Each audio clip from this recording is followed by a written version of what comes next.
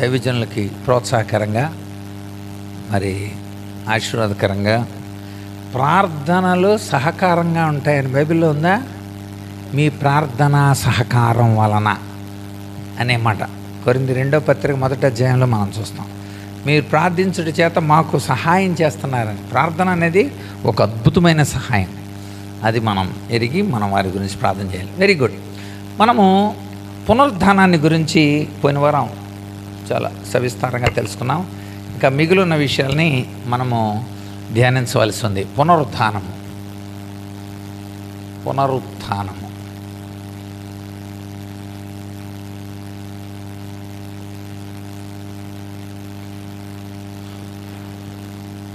So ఈ పునరుత్థానాన్ని గురించి మనము చాలా విషయాలు తెలుసుకున్నాం. యేసు ప్రభు పునరుద్ధానుడైన తర్వాత అద్భుతమైన గ్రేట్ కమిషన్ దేవుడు మనకిచ్చాడు. గ్రేట్ కమిషన్ తన శిష్యులకు ఒక గొప్ప కమిషన్, అంటే ఒక గొప్ప అధికారం ఇచ్చాడు. గొప్ప అధికారం. ఆ అధికారాన్ని గురించిన మాటలు మనం చదివితే ఒకసారి చూడండి. మత్తయి సువార్త 28వ అధ్యాయంలో, మత్తయి సువార్త 28వ అధ్యాయం 18 నుండి వారి వద్దకు వచ్చి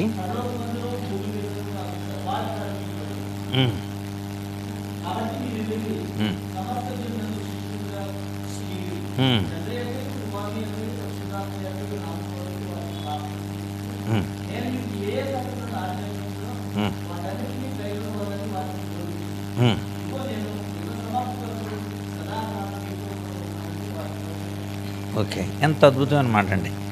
కనుక ఇక్కడ 9వ వచనం కూడా చూడండి. యేసు వారిని ఎదుర్కొని మీకు శుభమని చెప్పాను. వారు ఆయన వద్దకు వచ్చి ఆయన పాదములు పట్టుకొని ఆయన్ను మొక్కారు. ఇక్కడ దేవుడు తన నమ్మిన బిడ్డలకి ఇచ్చిన ఒక అద్భుతమైన గ్రేట్ కమిషన్ అంటారు దాన్ని. ఆ కమిషన్లో ఉన్న ప్రముఖమైన 4 విషయాలు నేను మీతో చూపిస్తాను. ఆయన పునరుద్ధానుడైన తర్వాత ఆయన ఇచ్చిన గ్రేట్ కమిషన్లోని 4 విషయాలు. మొట్టమొదటిది 28:18. మత్తయి సువార్త 28:18 ఏముంది? మళ్ళీ చదవండి. వచ్చి అది ఆల్ పవర్, సర్వాధికారం. సో సర్వాధికారం ఇవ్వబడి, సర్వాధికారం కలిగిన వాడుగా పునరుద్ధానుడైన తర్వాత క్రీస్తు కనిపిస్తున్నాడు. నెక్స్ట్ తర్వాత 28వ అధ్యాయం 19వ వచనం.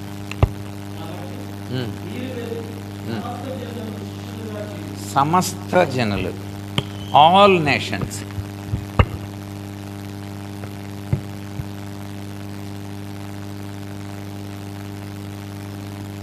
సమస్త జనులు.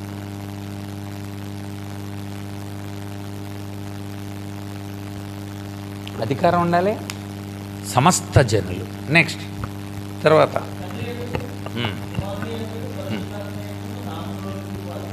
బాప్తిస్మం ఇస్తూ వాటన్నిటినీ, ఆల్ థింగ్స్.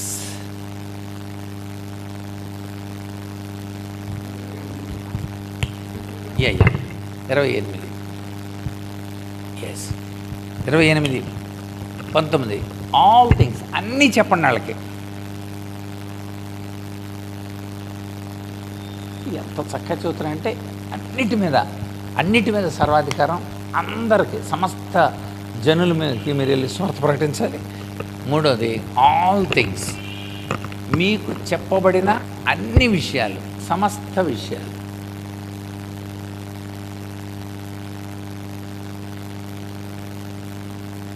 వారితో చెప్పండి. తర్వాత యుగ సమాప్తి వరకు సదాకాలము. ఓకే, సదాకాలం మీతో ఉంటా. All the days.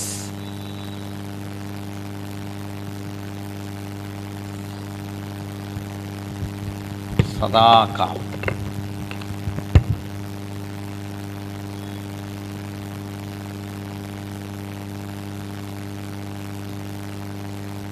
సదాకాలం.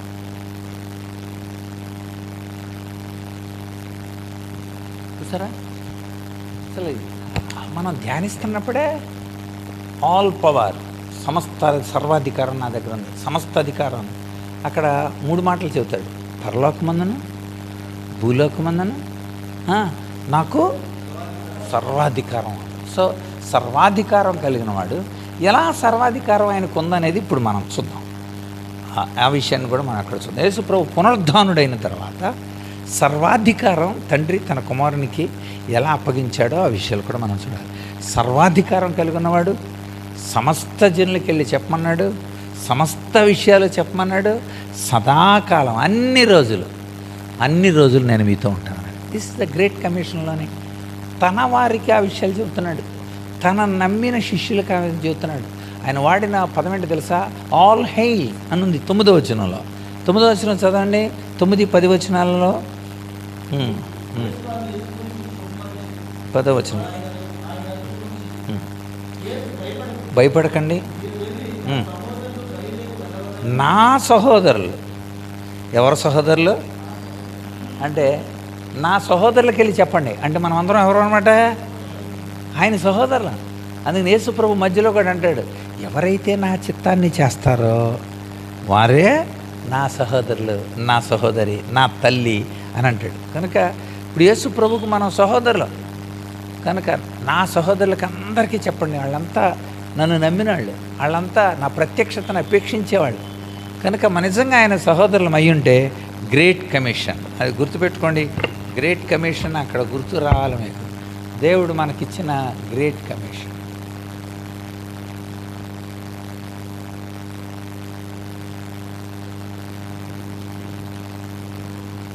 కనుక గ్రేట్ కమిషన్, ఆ గ్రేట్ కమిషన్ పొందిన వాళ్ళు ఎవరంటే ఆల్ హెయిల్, మనమే ఆయన సహోదరులు.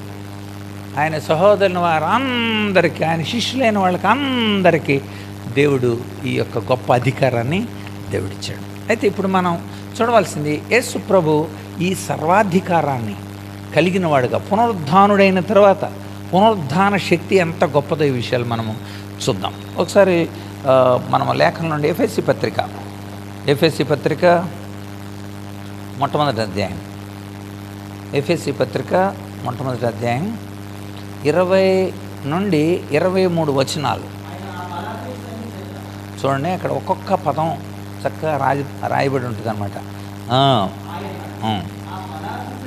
ఆ బలాతిశయం చేత లేపి అన్నిటి ఆధిపత్యాల కంటే, అధికారం కంటే, శక్తి కంటే, ప్రభుత్వం కంటే, ఈ యుగమునందు మాత్రమే కాదు రాఘవనందును కూడా అన్ని నామాల కంటే హెచ్చుగా కూర్చుండబెట్టుకొని ఉన్నాడు. మరియు సమస్తమును ఆయన పాదాల కింద ఉంచి సమస్తం పైన ఆయన శిరస్సుగా ఉంచాడు.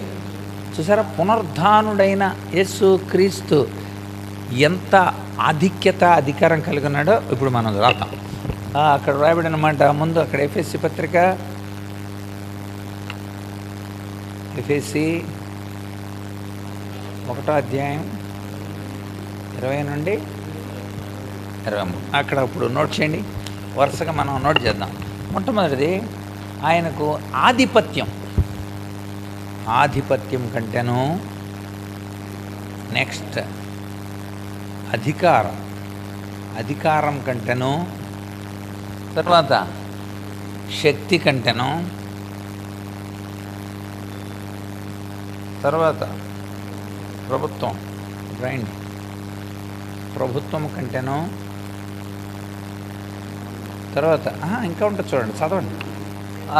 ఈ యుగమందే మాత్రమే కాక రాబోయే యుగనందు కూడా అది అంటే అది ఈ యుగమునందు, రాబో యుగమునందు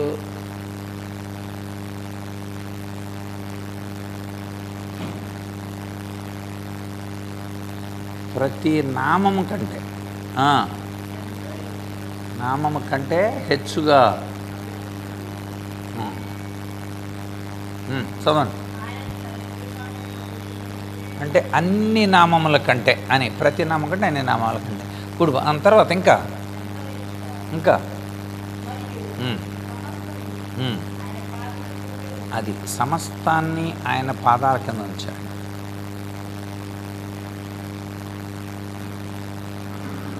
సమస్తాన్ని ఆయన పాదాల క్రింద ఉంచాడు. ఇంకా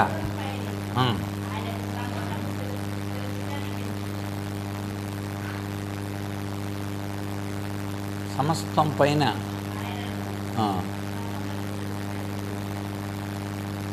సంఘానికి శిరస్సుగా. చూడండి, సంఘం ఆయన శరీరం. ఇక్కడ చూడాలి, యేసుప్రభు ఏ రీతిగా ఆశీర్వదింపబడ్డాడో, యేసుప్రభు ఏ రీతిగా బలపరచబడ్డాడు, యేసుప్రభు తండ్రి చేత ఏ రీతిగా హెచ్చింపబడ్డాడో ఈ మాటలు మనం చూస్తాం. ఒకటి, సమస్త ఆధిపత్యం కంటే, సమస్త అధికారం కంటే, సమస్త శక్తి కంటే, సమస్త ప్రభుత్వం కంటే ఆయన అత్యున్నతుడిగా ఉన్నాడు. ఆహా, అన్నిటికంటే ఆయన అత్యున్నతుడు. అంతేకాదు, ఈ యుగంలోనే కాదు, రాబో యుగంలో కూడా ఆయన ప్రతి నామము కంటే హెచ్చుగా ఉన్నతమైన ఆయన నామం. అంతేకాదు, సమస్తము ఆయన పాదాల కింద ఉంచబడి సమస్తం పైన ఆయన సంఘానికి శిరస్సుగా ఉన్నాడు. సో ఇది క్రీస్తు పొందిన అద్భుతమైన ఆధిక్యత. అసలు ఆయన అంత దీనుడిగా సిలువలో వేలాడి తను రిక్తునిగా చేసుకోవడాన్ని బట్టి మరి ఫిలిప్పీలకు రాస్తూ కూడా అదే విషయాన్ని చూడండి ఒకసారి. అపోస్తలుడైన పౌలు ఫిలిప్పీలకు కూడా అదే రాస్తాడు. 2వ అధ్యాయం, ఫిలిప్పీ పత్రిక 2వ అధ్యాయం మనము 9 నుండి. కనుక ఆయన తను అలా తగ్గించుకొని చూడండి ఒకసారి. ఇంకా ఫిలిప్పీ పత్రికలో రాస్తున్నాడు. ఇక్కడ ఫిలిప్పీలకు రాస్తుంటాడు ఆయన. ఫిలిప్పీ పత్రిక అక్కడ నుండి మొదలు, ఫిలిప్పీ 2:9 నుండి మనం చూస్తే, అందుచేత పరలోకమందు ఉన్నవారిలో కానీ, భూమి మీద ఉన్నవారిలో కానీ, భూమి కింద ఉన్నవారిలో కానీ ప్రతి వాని మోకాలు యేసు నామమున వంగుద్ది. సరే, ఎంత అద్భుతమైన ఆధిక్యతని తండ్రి తన కుమారునికి ఇచ్చాడో. అందుచేత అక్కడ రాసుకోవాలి మనం, పరలోకమందు ఉన్నవారిలో కానీ,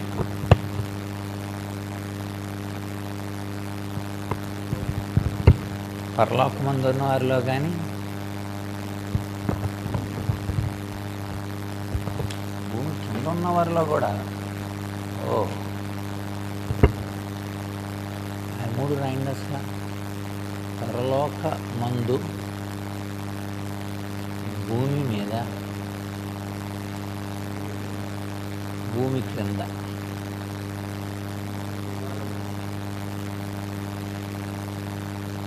ఓకే, ప్రతివాని మోకాలు.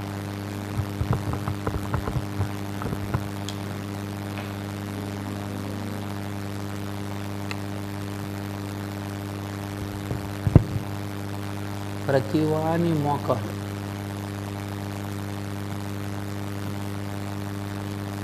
తర్వాత యేసు నామమున వంగుతుంది.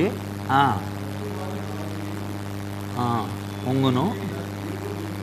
చూసారా, ప్రతివాని నాలుక.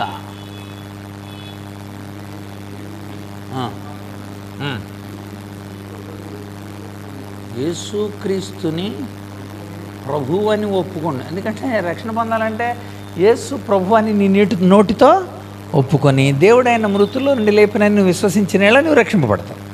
రోమపత్రిక 10:9 ప్రకారం. కనుక ఇక్కడ ప్రతి వాని మోకాలు యేసునామములో వంగుతుంది, ప్రతి వాని నాలుక యేసుక్రీస్తు ప్రభు అని ఒప్పుకుంటుంది. ఒప్పుకున్నట్లు చూసారా, అక్కడ ఒప్పుకున్నట్లు. ఇదంతా తండ్రి చేసిన కార్యం, తండ్రి కుమారుని ఎడల చేసిన కార్యం.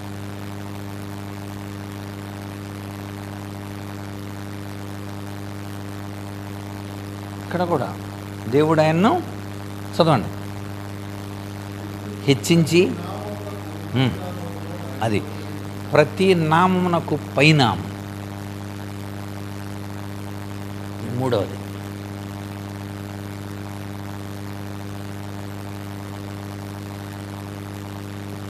పైనామము తండ్రి.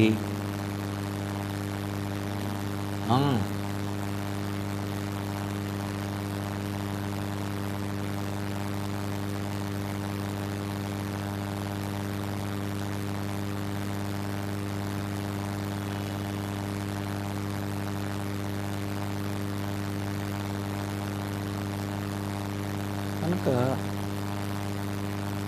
హెచ్చించినది. ఎంత చక్కగా రాబడి. కనుక ఎఫెసీలకు రాస్తూ ఆధిపత్యం, అధికారం, శక్తి, ప్రభుత్వం వీటన్నిటికంటే ఉన్నతంగా, యుగమునందు రాబోనందుకు ప్రతి నామం కంటే హెచ్చుగా, సమస్తము ఆయన పాదాల కింద నుంచి సమస్తం పైన ఆయన్ని నిలబెట్టి ఇక్కడ ఏర్పడుతున్న సంఘానికి ఆయన శిరస్సుగా ఉండేలాగా చేశాడు. పిలిపిలికి రాస్తుంటాడు, పరలోకంలో కానీ భూమి కింద కానీ ప్రతి వాని మోకాలు యేసు నామంలో వంగేటట్లు, ప్రతి వాని నాలుక యేసు ప్రభు అని ఒప్పుకున్నట్లు, ప్రతి నామానికి పైనామం ఆయనకు అనుగ్రహింపబడేలాగా తండ్రి తన కుమారుడైన యేసు ప్రభువుని హెచ్చించిన తీరు కనబడుతుంది. రోమపత్రికలోకి రండి. పౌలు రోమీలకి రాశాడు.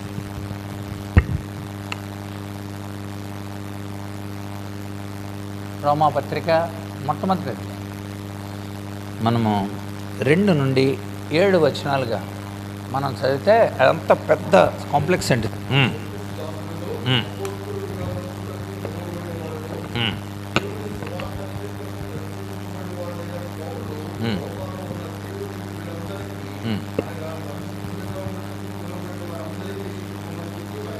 ఏం రాస్తున్నాడు?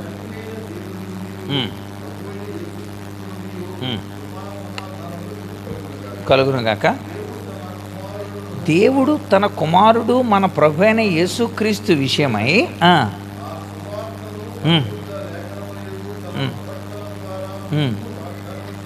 తన ప్రవక్తలను పంపించి, ఇదిగో మీకోసం యేసు ప్రభు చనిపోబోతున్నాడు, ఆయన రక్తం ద్వారా మీరు విమోచింపబడతారు, ఆయన శిలువలో వేలాడతాడు, ఆయన పొందిన దెబ్బల చేత మీకు స్వస్థత కలుగుతుంది, ఆయన రక్తం ద్వారా మీకు పాపక్షమాపణ కలుగుతుంది, మీరు సమీపస్తులు అవుతారని ప్రవక్తల చేత చెప్పించాడు. చెప్పించిన తర్వాత యేసు ప్రభు దావీదు సంతానంగా వచ్చాడు.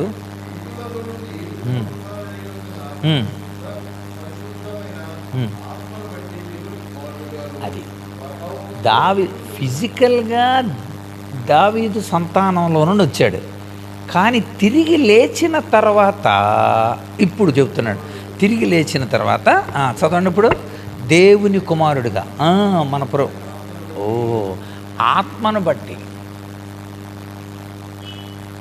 అంటే తిరిగి లేవడం ద్వారా ఆయన కలిగిన గొప్ప ఆధిక్యత, యేసుక్రీస్తు కలిగిన అన్ని నామాల కంటే అత్యున్నతమైన నామంగా కదా. మనకి 4:12 ఉంటుంది, ఈ నామంని మనం రక్షణ పొందవలేను. మనుషులకి ఇవ్వబడిన మరి ఏ నామం వలన కూడా మనం రక్షణ పొందలేము. ఇక్కడ మనం క్రీస్తుని హెచ్చించినంటే వీటికి మధ్యలో మీరు అది గుర్తుపెట్టుకుంటే 4:12 చదవండి. అక్కడ మనకు కనబడింది అపోస్తల కార్యం 4:12లో ఏమని ఉంటుందో ఇది రాద్దాం. అక్కడ అంటే అది ఎవరి వలన రక్షణ కలగదు, ఈ నామనే రక్షణ, అంటే ఈ నామానే రక్షణ. చూసారా, ఇక్కడే చెప్పేశాడు, ఆకాశము కింద మరి ఏ నామాన, అంటే అన్ని నామాల కంటే పైనామం, అన్ని నామాల కంటే, అంటే యేసు ప్రభు యొక్క అద్భుతమైన నామం ఎంత హెచ్చింపబడిందో చెప్తున్నాడు. పౌలు రోమీలకు రాస్తూ చెప్తున్నాడు, ఆత్మను బట్టి దేవుని కుమారుడుగా ఉన్నాడంట. దేవుని కుమారుడుగా, ఆహా చూసారా, దేవుని కుమారుడు, ఇది రాజుకుని దేవుని కుమారుడుగా రుజువయ్యాడు. ఆయన దేవుని కుమారుడు, అందుకే తిరిగి లేచాడు. దేవుడైతేనే లెగిస్తాడు. అప్పటి వరకు ఆయన ఒక సామాన్యుడిగా చూస్తున్నారు కదా. ఆ రోజుల్లో నాస్టిసిజం చెప్పాను నేను, జ్ఞానతత్వవాదం కూడా ఈయన ఒక కామన్ మ్యానే. మధ్యలో ఆయన క్రీస్తు అనబడిన మెస్సియా ఆత్మ వచ్చినప్పుడు చిన్న చిన్న గొప్ప కార్యాలు చేస్తున్నాడు కానీ అని జ్ఞానతత్వవాదం చెప్పింది ఆ రోజుల్లో. జ్ఞానతత్వవాదం దానికి ఇప్పుడు నోరు మూతపడింది. జ్ఞానతత్వవాదం చెప్పింది ఆ రోజుల్లో. కనుక ఈ జ్ఞానతత్వవాదం ఆ రోజుల్లో ఏమని చెప్పిందంటే, యేసు ప్రభు ఒక సామాన్యుడు అని చెప్పింది ముందు. అసలు ఆయన ఒక సామాన్యుడు, ఆయన అందరిలాగానే ఒక సామాన్యుడు. క్రీస్తు ఆత్మ అప్పుడప్పుడు వస్తుంది. క్రీస్తు ఆత్మ ద్వారానే సూచ్యక్రియలు. ఇవన్నీ కాదని తెలిసింది. యేసు క్రీస్తు కాదు. యేసు క్రీస్తు కాదు అంటే యేసు వేరు, క్రీస్తు వేరు అలా చెప్పిందనమాట. ఇప్పుడు కాదు, ఆయనే ఈయన, అది నిరూపించారు. అందుకనే ఈ జ్ఞానతత్వవాదం, ఇన్కర్నేషన్, శరీరధారిగా నమ్మలేదు. వాళ్ళు శరీరధారాన్ని ఏమంటారు? ఇన్కర్నేషన్ అంటారు. శరీరధారి అయి కృపాసత్య సంపూర్ణుడిగా మన మధ్య ఉన్నాడు అన్న విషయం నమ్మలేదు వాళ్ళు. కనుక వీళ్ళందరికీ జవాబు ఇది. గలేషియన్స్ కానీ, తెస్సలోని కానీ, వీళ్ళందరూ బాగా వ్యాప్తి చెందింది. కొరింథియన్స్ కానీ, వీళ్ళందరూ కూడా ఈ జ్ఞానతత్వవాదం ఆ రోజుల్లో బాగా ప్రబలమైంది. కనుక వాళ్ళకని రుజువిస్తున్నాడు అనమాట. యేసు దేవుని కుమారుడు ప్రభావముతో. చూసారా అక్కడ రాయబడిన మాట, అది కూడా రాయండి అక్కడ. ప్రభావముతో నిరూపించబడినవాడు అని ఉంటుంది అక్కడ. ప్రభావముతో నిరూపింపబడినవాడు. అది ప్రభావంతో నిరూపింపబడ్డాడు. తాను కూడా రుజువులు ఇచ్చాడంటే అందరికీ రుజువులు ఇచ్చాడని ఎక్కడుంది? 40 రోజుల నుండి రుజువులు ఇచ్చాడని ఎక్కడుందండి? అపోస్తల కార్యాలు 1:3 రుజువులు ఇచ్చాడు తానే. శ్రమపడిన తర్వాత 40 రోజులు వాళ్ళకే అగ్గుపడుతూ దేవుని రాజ్య విషయాన్ని గురించి అన్ని విషయాలు చెబుతూ, చూసే ప్రమాణాల దగ్గర ఒకటని అనుకుంటూ చూడండి, రుజువులు అనమాట. అది భుజువులని రాయకండి. ఎక్కువ మంది రుజువులను రాయక భుజువులని రాస్తారు, ఇంకొక ఒత్తు పెట్టారు. అది రుజువులు రాసి రుజువులు ఇచ్చాడండి ఆయన. Very good. కనుక ఆయన రుజువులు ఇచ్చాడు. రైట్. రోమిలకు రాస్తే ఇంకేమన్నాడు? ఆయన ప్రభావంతో నిరూపించుకున్నాడు, ఆయన రుజువులు ఇచ్చాడు. అది ఈయన నామముననే సమస్త జనులు విధేయత పొందుతారు. అది ఈ నామము వలననే సమస్త జనులు, అది సమస్త జనులు విధేయత కలిగిన వారుగా మార్చబడతారు. అంటే ఇంత క్రితం అవిధేయులైన మనం ఈ నామం ద్వారానే విధేయులుగా మనం తీర్చబడతాం, విధేయులుగా మార్చబడతాం. రైట్. తర్వాత ఇంకా ఈయన ద్వారానే, క్రీస్తు ద్వారానే కృప. ఈ క్రీస్తు ద్వారానే కృప పొందాము మేము. ఆయన గొప్పతనం అదే. ఎందుకని? ఆయన కృప కలిగిన వాడుగా, ప్రాణం పెట్టి కృప కలిగిన వాడుగా ఆయన మన కోసం ఆకాశానికి భూమి మధ్య వేలాడి కృపచేతనే మీరు రక్షింపబడి ఉన్నారు కదా. ఎఫెసీ పత్రిక 2:8 అండి. చూడండి ఒకసారి ఆ పక్కన. ఎఫెసీ పత్రిక 2:8 ఏమనుంది అక్కడ? విశ్వాసం ద్వారా కృపచేతనే, అది మీ వలన కలిగింది కాదు, దేవుని. చూసారా, అది కృప. అక్కడ రాసుకున్న పక్కన ఎఫెసీ 2:8. అలాగా ఈ నామాన్ని సమస్త జనులు విధేయత. ఈ నామం క్రీస్తు ద్వారానే మనకు కృప. అంతేకాదు అపోస్తలు ఏం చెబుతున్నారు? ఈయన ద్వారానే మేము అపోస్తలుమయ్యాం. ఆయనే మమ్మల్ని పిలిచాడు, ఆయనే పంపించాడు మమ్మల్ని. తర్వాత చదవండి అన్నమాట. కాదు దాని ముందు భాగం క్రీస్తు ద్వారా అది కూడా రాయాలి. క్రీస్తు ద్వారా అపోస్తలత్వం.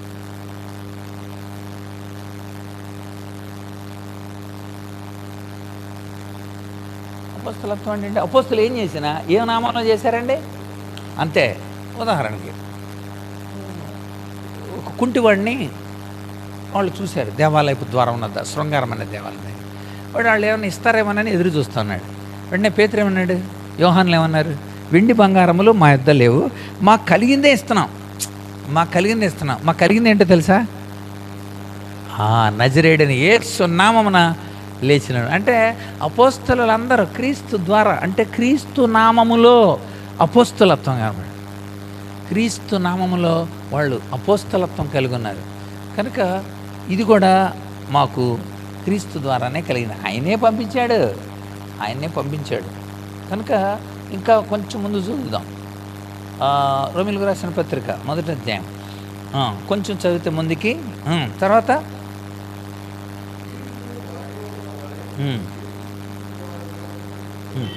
అది ఈరోజు మీరు కూడా ఆ అపోస్తులతో పాటు పిలువబడిన వారుగా ఉన్నారు. అంటే క్రీస్తు ద్వారానే మనకు లభించిన పిలుపు. అది క్రీస్తు ద్వారా, ఆయన నామము ద్వారా, ఆయన మహిమకరంగా లేపబడిన పునరుద్ధానం ద్వారా మనమంటే ఎవరండి? ఇక్కడ అన్యులము. అన్యులకు పిలువబడి అంత గొప్ప అద్భుతమైన పునరుద్ధాన శక్తి అండి. పునరుద్ధాన శక్తి, ఆయన పునరుద్ధాన శక్తి ద్వారా. కనుక ఇది ఒక అద్భుతమైన ఆత్మ సంబంధమైన ఈ పునరుద్ధానం ఈరోజు మన జీవితాలలో మనం కూడా పునరుద్ధాన శక్తి పొందినట్లు. కనుక ఆయన ఇంత బలాన్ని, సమస్తము ఆయన సర్వాధికారం కలిగినోడుగా, సమస్త జనులకెళ్ళి మనల్ని స్వార్థ ప్రకటించేవారుగా, సమస్త విషయాలు మనకు చెప్పినవన్నీ చెప్పేలాగా, సమస్త కాలం లేక సదాకాలం మనతోనే ఉండే రీతిగా ఆయన అత్యున్నతమైన శక్తిని ఎలా కలిగి ఉన్నాడో మనకు కనబడుతుంది. హెబ్రీ పత్రికల నుండి కూడా ఒక మాటని మనం చూద్దాం. హెబ్రీలకు రాసిన పౌలు హెబ్రీలకు రాస్తూ 2వ అధ్యాయం, హెబ్రీలకు రాస్తూ పౌలు 2వ అధ్యాయంలో ఏమన్నాడు? 2వ అధ్యాయం 9-10 వచనాలు. హెబ్రీ పత్రిక నోట్ చేసుకుని ఇక్కడ 2 పాయింట్లు రాసుకుంటే 2వ అధ్యాయం 9-10 వచనాలు. దేవుని కృప వలన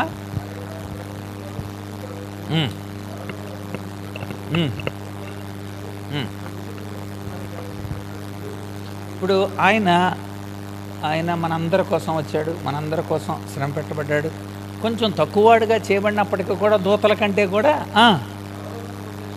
మరణం పొందినందువలన అది మహిమా ప్రభావాలు కలిగిన కిరీటం ధరించినోడుగా ఉన్నాడంట. అది పునరుద్ధాన విషయం. అది రాయండి అక్కడ. మహిమా ప్రభావాలతో కిరీటం ధరించిన వాడుగా ఉన్నాడు. సుప్రభువుని ఎందుకండి మీరు ఆరాధిస్తున్నారంటే మనం చెప్పాల్సిన నెంబర్ 1 ఏంటంటే ఆయన పునరుద్ధానుడు అండి. అందుకని ఆరాధిస్తున్నాం. పునరుద్ధానం వల్ల ఏం జరిగిందండి? ఆయన నామం ఇంత గొప్పది. అప్పటి వరకు ఒకవేళ సామాన్యుడిగా అందరిలాగానే చచ్చిపెట్టరా, అందరిలాగానే చెప్పాడరా అని అనటానికి లేదు. అక్కడ తిరిగి లేవడం ద్వారా అత్యున్నతమైన నామంగా ఆయన నామం పరిగణింపబడింది. కనుక మహిమా ప్రభావములతో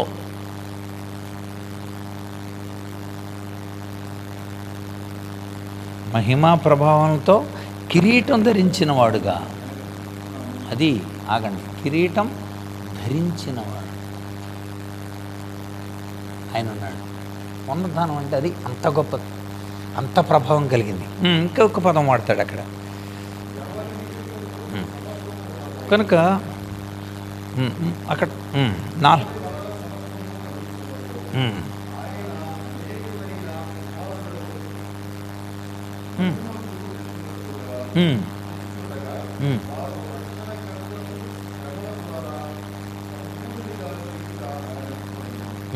ఇక్కడ అనేకులైన కుమారులను మహిమకు తెస్తుండగా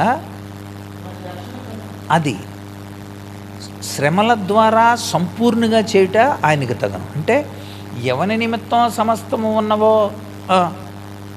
అవన్నీ ఒకే సెంటెన్స్ అండి. ఎవని వలన సమస్తం కలుగుచున్నావో ఆయన అనేకులను కుమారులను మహిమ కంటే క్రీస్తు ద్వారా మహిమ కలిగిన వాడు అనేకులను మహిమలోనికి అది మహిమలోనికి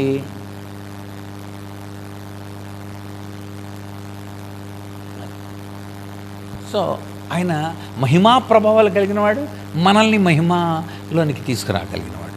మొదటి అధ్యాయం కూడా మొదటి అధ్యాయం 4 నుండి వరుసగా 8 వచనాలలో ఒక 3 చూడండి. మొదటి అధ్యాయం 4 నుండి 8 వచనాలు. ఓకే, ఆయన దేవుని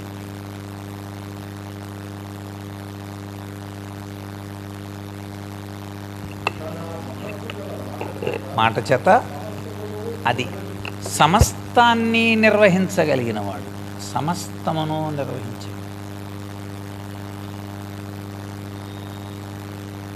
ఇక్కడ సమస్తాన్ని నిర్వహించడానికి తండ్రి ద్వారా పొందాడు సమస్తాన్ని. అక్కడ అంటాడు, మునుపు ప్రవక్తలతో మాట్లాడాడు దేవుడు. మొదటి వచనం చదవండి. పూర్వకాలమందు నానా సమయాల్లో నానా విధాలుగా ప్రవక్తల ద్వారా మాట్లాడిన దేవుడు ఈ దినములు అంతమంది కుమారుని ద్వారా మాట్లాడుతున్నాడు. ఎందుకో తెలుసా? కుమారుని ద్వారా ఎందుకు మాట్లాడు? ఆయనే అత్యున్నతుడు, ఆయనే మహిమ ప్రభావం కలిగినవాడు, ఆయనే మహోన్నతుడు, ఆయనే ప్రభావం కలిగినవాడు, ఆయన కిరీటం కలిగినవాడు, మన మహిమలోకి తీసుకురాగలిగినవాడు.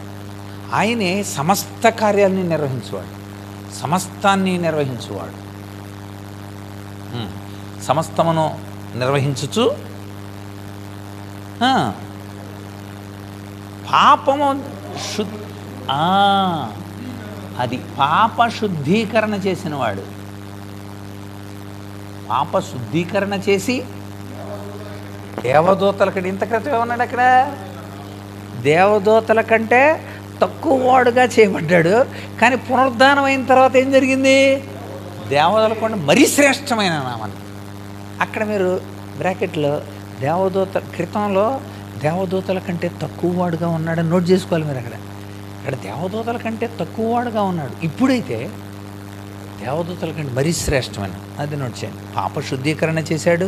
అంతేకాదు దేవదూతలందరికంటే శ్రేష్టమైన నామం పొంది అని ఉంటుంది. దేవదూతల కంటే శ్రేష్ఠ నామం, శ్రేష్ఠ నామం పొందాడు. దేవదూతలు వచ్చి ఆయనకి పరిచర్య చేయాల్సి వచ్చిందండి. దేవదూతలు అలా ఆజ్ఞేస్తే దేవదూతలు వెళతాయి. అలాంటిది ఆయనకు దేవదూతలు వచ్చి ఆయనకు పరిచారం చేసేది. దేవదూతల కంటే తక్కువ వాడుగా ఆయన చేయబడ్డాడు. ఆ టైంలో మన కోసమే, మనల్ని ఉన్నతంగా దేవుని బిడ్డలుగా చేయడానికి కోసం. చూడండి, అక్కడ శ్రేష్టమైన నామం పొంది ఉన్నత లోకం. చదవండి. అది ఉన్నత లోకంలో ఉన్నతుడైన దేవుని కుడిపర్శన కూర్చున్నాడంట. అది కూడా అది నోట్ చేయండి. ఉన్నత లోకంలో ఎంత అత్యున్నతుడు చెబుతున్నాడు. ఉన్నత లోకమందు మహామహుడుకు దేవుని కుడిపర్శన.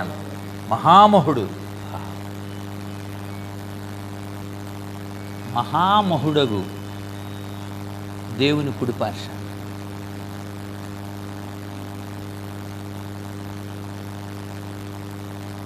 ఇప్పుడు చెప్పండి, ఆయన నామం ఎంత గొప్పదో, ఎంత అత్యున్నతమైన నామం. ఆయన పునరుద్ధాన బలం అంత గొప్పది, ఆయన యొక్క శక్తి అంత గొప్పది. ఇది మనము యేసు ప్రభు పునరుద్ధానం, క్రీస్తు యొక్క అత్యున్నతమైన స్థితి. సర్వాధికారం నాకు ఇవ్వబడి, అందుకని ముందే చెప్పాడు. అందుచేత ఇప్పుడు మనకిస్తున్నాడు ఆయన. నేను సర్వాధికారం కలిగి ఉన్నాను కనుక మీరు కూడా అధికారం చెప్పండి. It is the great commission అండి. మిమ్మల్ని పంపినాడు ఎవరో? ఇప్పుడు ఇక్కడ అమృతరావు గారు ఉన్నారు. ఆయన మరి చాలాసార్లు ఎంఏఓలతో పాటు ఇన్స్పెక్షన్స్కి వెళ్ళి మానిటరింగ్ ఆఫీసర్గా మానిటరింగ్లో ఉండి మరి చాలా చూసినప్పుడు, ఎవరైనా మీకు అధికారం ఇచ్చింది? మాకు డిఓ గారు ఇచ్చారండి అధికారం. స్కూల్స్ ఇన్స్పెక్ట్ చేయాలంటే డిఓ గారు అధికారం ఇచ్చారు. కరెక్టే. ఇప్పుడు ఈరోజు భూమి మీద ఉన్న వారు అందరి విషయంలో, తన నమ్మిన తన బిడ్డల విషయంలో ప్రత్యేకంగా దేవుడు ఒక అధికారాన్ని ఎందుకు ఇస్తున్నాడంటే ఆయన సర్వాధికారం కలిగిన వాడు. ఎలాగంటే పునరుద్ధానుడైన తర్వాత ఆయన తన సర్వాధికారంతో, తండ్రి తనకి ఇచ్చిన మహిమ, తండ్రి తనకిచ్చిన ఈ ఆధిక్యత తాను కలిగి ఉన్నవాడుగా ఇప్పుడు ఆయన మనకిస్తున్నాడు అనమాట. That is the great commission. మన అంత అధికారంతో నా రాజు, నా ప్రభు అని మరి ప్రవీణ్ పగడాల్ గారు అంత గర్వంగా చెప్పడానికి గల కారణం ఏంటిది అనుకున్నారు? Great commission. సమస్త జనులకి వెళ్ళి చెప్పండి. యేసుప్రభు చెప్పమన్నాడా? యేసుప్రభు చెప్పమన్నాడు. గాడిదలను తోలుకొని వచ్చేటప్పుడు శిష్యులతో ఏమని చెప్పాడు? మీరు గాడిదల్ని తోలుకురండి, ఎవరైనా మిమ్మల్ని ఇవి దేనికి ఏంటి అని అన్నారు అనుకో, వెంటనే మీరేం చెప్పాలి? ఇవి ప్రభువుకు కావాలని. ఆమేన్. అంతే, ప్రభువుకు కావాలంతే. దేవునికి మనం కావాలి, రైట్. మనం దేవుని సన్నిధానికి వచ్చాం, దేవుడికి ప్రజలందరూ కావాలి, వాళ్ళందరూ కావాలి. కనుక గ్రేట్ కమిషన్ మనం ఉపయోగించాలి. సమస్త జనులను శిష్యులుగా చేయాలి. శిష్యులుగా చేయమన్నాడు. శిష్యులు క్రైస్తవులు అవుతారు, గుర్తుపెట్టుకోండి.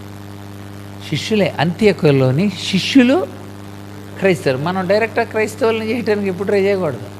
క్రైస్తవులు అనబడాలి అంతే. వీళ్ళు క్రైస్తవులరా అని బయట వాళ్ళు గుర్తించాలి.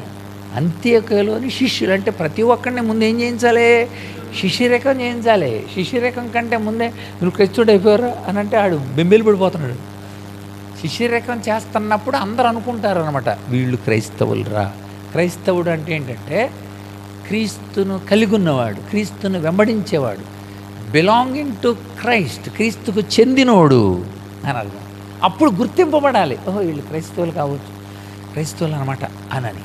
అంతేకాని మనం చెప్పుకునేది కాదు, క్రియాత్మకంగా గుణాత్మకంగా మనం చూపించేది. అంత ప్రభావం కలిగిందండి ఆయన యొక్క రైట్ లేఖనం నుండి. ఇంకొక చిన్న విషయాన్ని చెప్పి ఈరోజు మనం మన క్లాసును మనం క్లోజ్ చేసుకున్నాం. ఆయన పునరుద్ధానం వలన మనకు కలిగిన ఈ అధికారం కలిగింది. తండ్రిని తాను హెచ్చింపబడ్డాక తెలిసింది. మనకు కలిగింది ఏంటి? మనం గ్రేట్ కమిషన్ తీసుకున్నాం, కరెక్టే.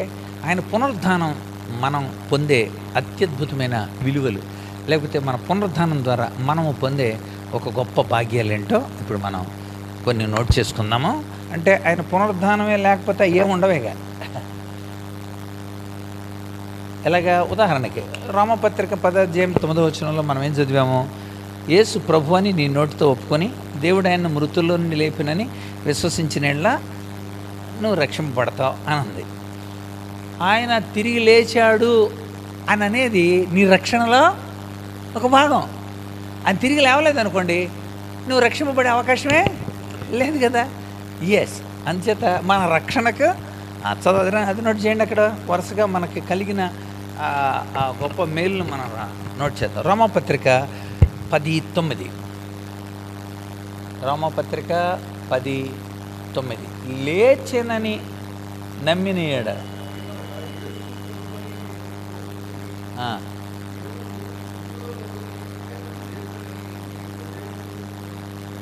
నువ్వు రక్షింపడు.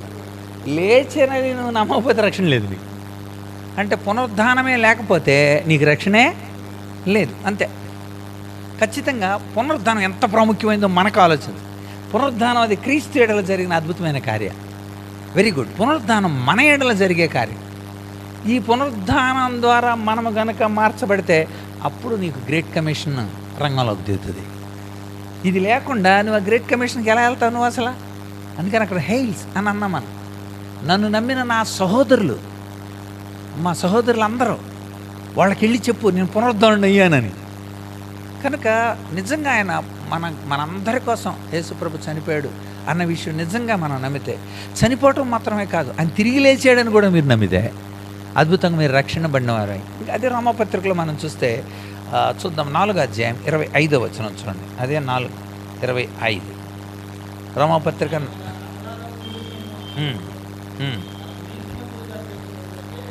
ఆయన లేపబడలేదనుకోండి, మనం నీతిమంతులుగా తీర్చబడం. అందుకని మీరు మీ పాపంలోనే ఉన్నారు అంటాడు కొరింథీ 1:15.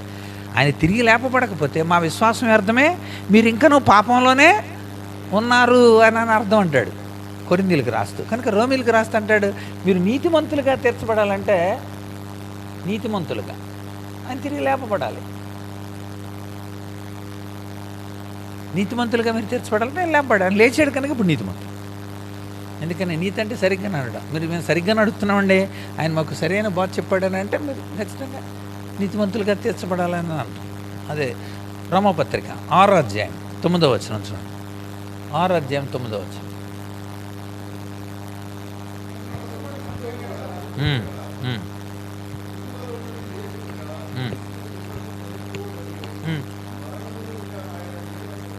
చేయదని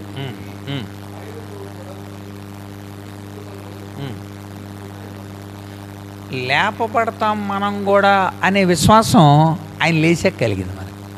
రేపొద్దున మనం కూడా లేపబడతామనే విశ్వాసం కలిగింది. అది లేపబడుదుము, అదే బాప్తిసం. లేపబడుదుము అనే విశ్వాసం, లేపబడుదుము అనే విశ్వాసం మనకు కలిగింది. ఆయన లేపబడకపోతే మన విశ్వాసం వ్యర్థమే. అక్కడ కూడా అది నోట్ చేసేయండి. లేపబడుదుము అన్న విశ్వాసం. అందుకనే బాప్తిసంలో ముంచి తిరిగి లేపుతారు. లేపబడుదుము అన్న విశ్వాసం మనకు కలిగింది. అక్కడ కూడా ఆ పదాన్ని మీరు నోట్ చేస్తే మంచిదేమో. ఎందుకని? కొరింథీ మొదటి పత్రిక 15వ అధ్యాయం, ఆయన లేపబడకపోతే మన విశ్వాసము వ్యర్థమే కదా. 12 చూడండి.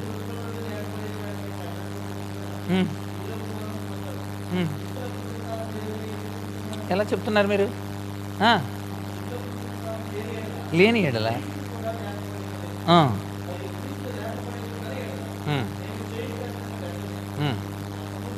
అంతే. చూసారా? ఇంకా కొంచెం అక్కడ కూడా క్రీస్తు లేపబడని ఎడల మీ విశ్వాసం వ్యర్థమే, మీరు ఇంకా నా పాపంలోనే ఉన్నారు. 27 అంటాడు చూడండి. అక్కడ 27, 17 అది 17 వచ్చినమ్మా. అదే క్రీస్తు లేపబడిన ఎడల అది నోట్ చేయండి. ఫస్ట్ కూడా 15, 12, 13, 17 లేపబడకపోతే, అదే లేపబడకపోతే విశ్వాసం వ్యర్థం. లేపబడకపోతే విశ్వాసం వ్యర్థం, పాపంలోనే ఉన్నారు.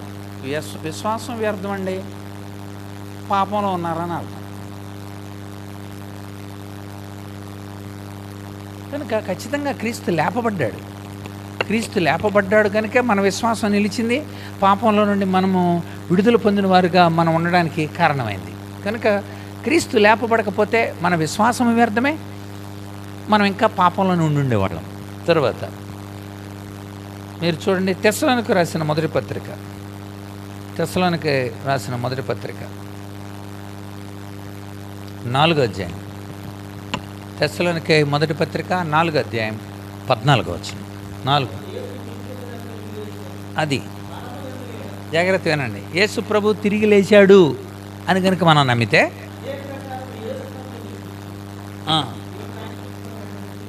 అది మనము ఆయన్ని వెంట పెట్టుకొని వస్తాడు. 2 జరుగుతాయండి. వెంట పెట్టుకుని క్రీస్తునందున్న మృతులు మొదట లేతురు, ఆమె ఇతర సజీవులమై ఉండి మనం మార్పు చెంది ఆయనతో వారిని కూడా ఎదుర్కొంటాం కదా. 2 కార్యాలు జరుగుతాయి. ఎప్పుడో తెలుసా? లేపబడినని నమ్మితే. అది లేపబడినని నమ్మితే.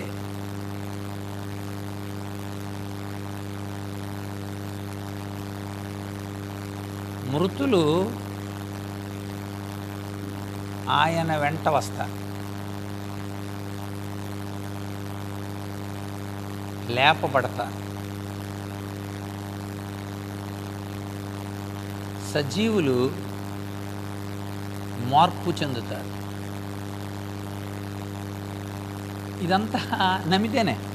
నమ్మలేదనుకోండి అలాగే ఉంటారు, అంతే. అది గుర్తుపెట్టుకోండి. మృతులు ఆయన వెంట వస్తారు, లేపబడతారు. వచ్చి ఆయన అక్కడ ఆగిపోతాడు. ఆయన ఆగిపోతే వీళ్ళు లేపబడతారు. ఆ తర్వాత సజీవులైన మనం మార్పు చెందుతాం. ఇది జరుగుతుంది, క్షణకాలంలో జరుగుతుంది. అంటే కనురెప్పపాటులో మనలో జరిగే గొప్ప మార్పు ఇది. కనుక తెస్సలోనికే పత్రిక ఈ 4వ అధ్యాయంలో ఎస్కిటాలజీకి సంబంధించిన కీ వెర్సెస్. ఎందుకంటే క్రీస్తు అలా వచ్చి తీసుకొచ్చి వాళ్ళందరినీ కూడా వదిలితే, ఆయన అక్కడ ఉంటే వాళ్ళంతా ఇలా లేపబడితే మనము మార్పు చెంది మనము కలిసి ఆయన్ని ఎదుర్కొంటాం. ఇది ఎప్పుడు జరుగుతుంది తెలుసా? లేపబడినని నమ్మితే. నమ్మలేదనుకోండి అలాగే ఉంటారు. ఆ తర్వాత వచ్చి ఆయన తన జనాంగాన్ని తీసుకొని వెళ్ళి 7 సంవత్సరాలు ఇక్కడ శ్రమ జరుగుతుంటే, అక్కడ విందు జరుగుతుంటే, ఆ తర్వాత మళ్ళీ ఆ జనాంగాన్ని అంతటినీ తీసుకొని 1000 ఏండ్ల పరిపాలనగా జరిపిన తర్వాత అప్పుడు మిగిలిన వాళ్ళు ఇస్తారు, నమ్మనోళ్ళు. అందుచేత మొదటి పునరుద్ధానం కావాలా లేకపోతే రెండవ పునరుద్ధానం కావాలా అని అడుగుతారు.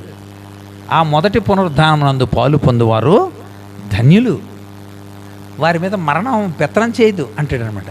అది ప్రకటన గ్రంథంలో. మొదటి పునరుద్ధానం అంటే ఏంటి? ఇప్పుడు వచ్చేసాడు యేసు ప్రభు, ఇప్పటి వరకు చనిపోయిన వాళ్ళందరినీ కూడా వెంట పెట్టుకొని వస్తాడు, నమ్మిన వాళ్ళందరినీ. అలా ఆయన నిలుస్తాడు మధ్యాకాశంలో, అయితే మేఘమండలం మీద ఆయన ఉంటాడు. వీళ్ళందరూ తిరిగి లేస్తారు, మనం మార్పు చెందుతాం, వీళ్ళు మనం కలిసి అక్కడ విందులోకి వెళతాం. ఇక్కడ శ్రమలు ప్రారంభమవుతాయి.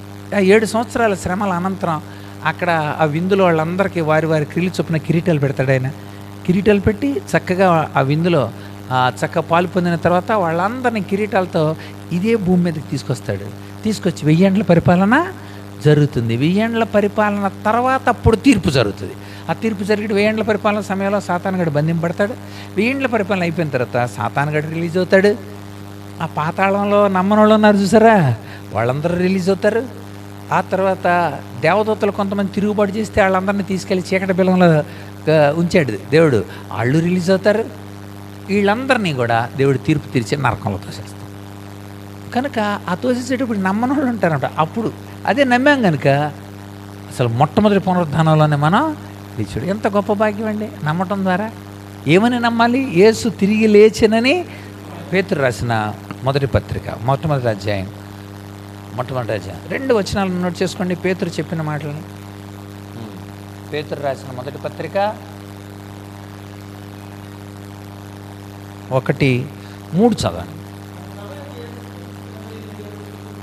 స్తుతింపండుగాక. జాగ్రత్త వినండి, ఎంత చక్కగా రాస్తున్నాడు పేతురు. యేసు ప్రభు తిరిగి లేచుట వలన జీవముతో కూడిన నిరీక్షణ మనకు కలిగిందంట. ఆహా, నోట్ చేయండి, జీవముతో కూడిన నిరీక్షణ. జీవముతో కూడిన నిరీక్షణ మనకు కలిగింది అనగా అక్షయమైంది, నిర్మలమైంది, వాడబారిని అయిన స్వాస్థ్యం మనకు కలుగునట్లు. చూసారా, ఆయన లేవటం వలన మనకు అద్భుతమైన నిరీక్షణ ఏంటంటే మనం అది పొందుతాం, పరలోకం పొందుతాం, నిత్యజీవం పొందుతాం, వాడబారిన ఒక గొప్ప స్వాస్థ్యాన్ని మనం పొందుతాం అన్న నిరీక్షణ కలిగిందంటే. ఏ నిరీక్షణ అంటే స్వాస్థ్యం పొందుతాం అన్న నిరీక్షణ. ఎలా కలిగిందో తెలుసా? ఆయన తిరిగి లేచాడు కనుక. అది నువ్వు నమ్మడం వల్ల యేసు ప్రభు తిరిగి లేచాడు. ఇదే పేతురు పత్రికలో ఇంకొక వచనం 3వ అధ్యాయం 13వ వచనం చదవండి. 3వ అధ్యాయం 13వ వచనం.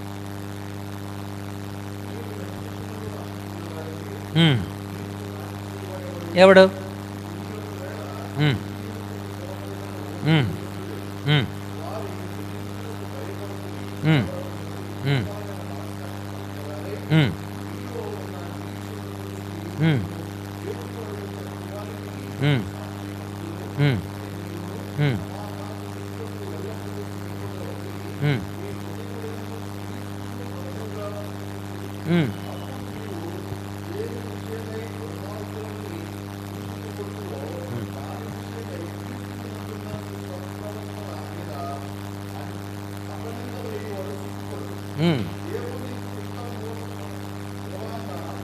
బాధపడు.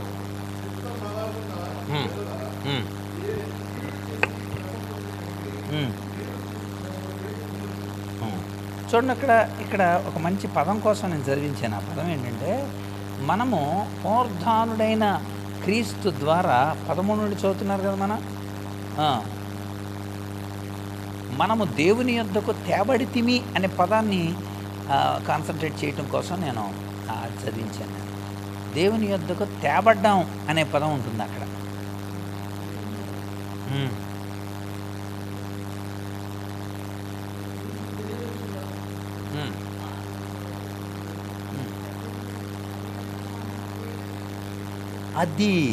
అదండి అక్కడ నుండి చదవమన్నాం.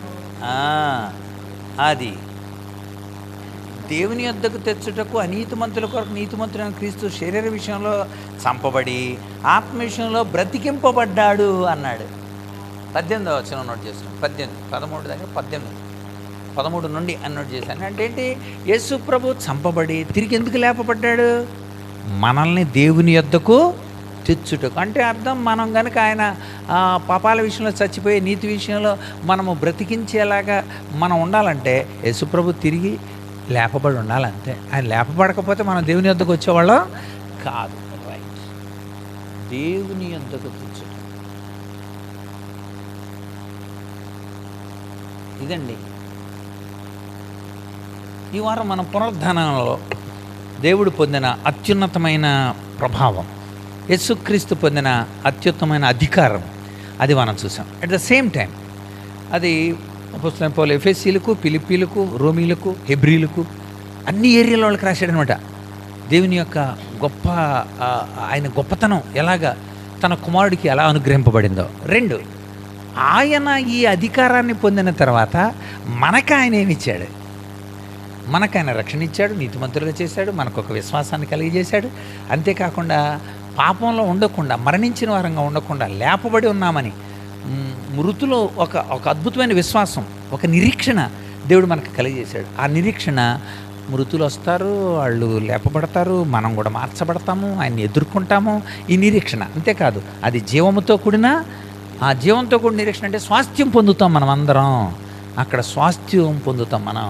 పరలోకం నా స్వాస్థ్యంగా, దేవుని సమస్య కలిగి ఉన్నదంతా మన స్వాస్థ్యంగా మనం పొందాం. అంతేకాదు, మనం అందరం దేవుని దగ్గరికి రావాలంటే ఆయన చనిపోయి తిరిగి లేవాలి. ఎందుకంటే మనం కూడా లేపబడిన వారమై, అదే బాప్తిసం సాదృశ్యం. రోమపత్రిక 6:4 బాప్తిసం అందుకు సాదృశ్యం అని రాయండి చాలు. రోమ 6:4లో బాప్తిస్మము సాదృశ్యం అని రాయండి చాలు. అంటే ఆయన తిరిగి లేపబడినట్టు మనం కూడా తిరిగి లేపబడతాం, అంతే. అదే సాదృశ్యం. అంత అద్భుతంగా ఆత్మీయమైన ఈ సమ్మేళనంలో దేవుడు మనకిచ్చే అవగాహన, ఏదైనా ఒక అంశాన్ని ఇలా తీసుకున్నప్పుడు చక్కగా కూలంకుషంగా మనము పునరుద్ధానం ఎంత గొప్పదో లోకాన్ని సాటి చెప్పాలి. అంచేత ఆల్ పవర్ ఆయన కలిగి ఉన్నాడు. ఆల్ నేషన్స్లో మనం వెళ్ళి చెప్పమన్నాడు. ఆల్ థింగ్స్ని వాళ్ళకి గుర్తు చేయమన్నాడు. ఆల్ ద డేస్ మనతో ఉన్నాడు. గ్రేట్ కమిషన్ వేసే మనకి ఇచ్చాడు. కనుక దీంతో మనము బలాభివృద్ధి నొందిన వాళ్ళమై సర్వాధికారి అయిన క్రీస్తు పక్షంగా మనం కూడా నిలబడి అనేక మందిని ప్రభు సన్నిధానాన్ని తీసుకురావడానికి పరిశుద్ధాత్ముడు మనందరినీ సిద్ధపరచునుగాక. ఆమేన్. ప్రార్థన చేద్దాం. మరి అమృతరావు గారు చిన్న ప్రార్థన చేయండి.